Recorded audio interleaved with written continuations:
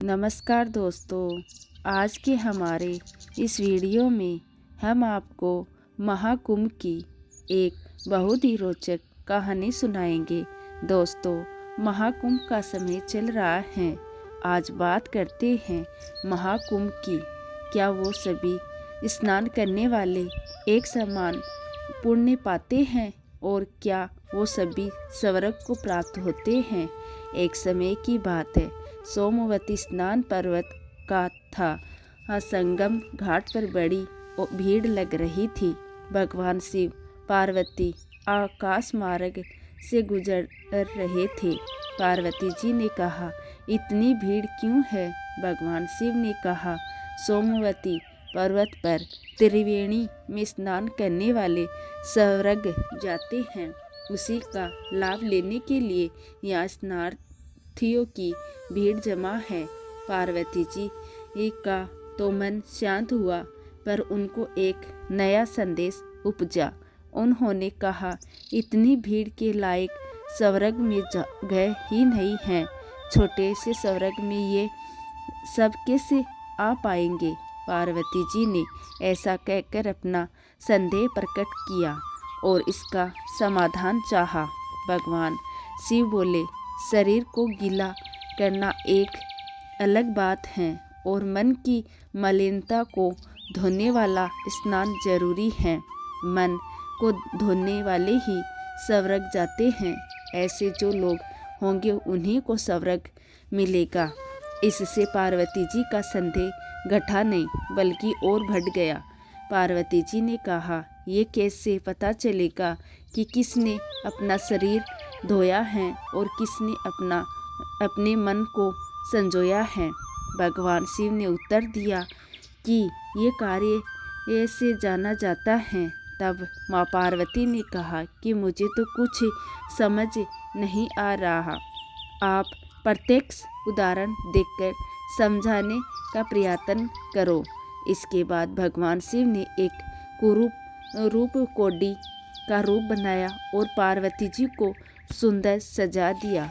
दोनों वहाँ लोगों की राह में बैठ गए। स्नान करने वालों की भीड़ उन्हें देखने के लिए रुकने लगी और उनसे ऐसी स्थिति के बारे में पूछने लगी कि तुम कितनी सुंदर स्त्री होकर इस कुरूप कोडी के साथ क्या कर रही हो?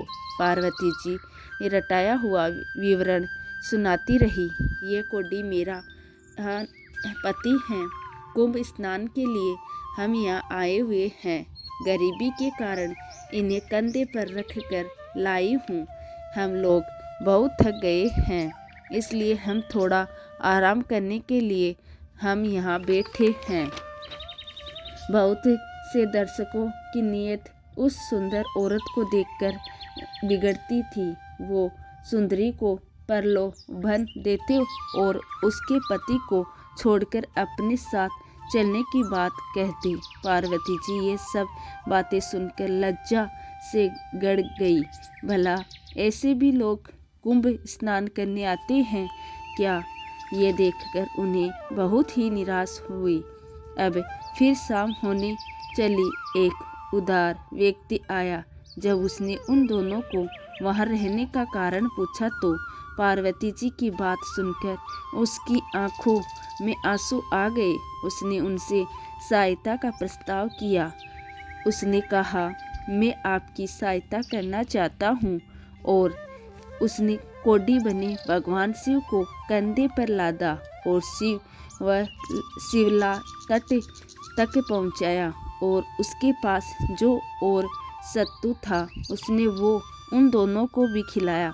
साथ ही सुंदरी को बार बार नमन करते हुए कहा, आप जैसी देवियाँ ही इस धरती की स्तंभ है।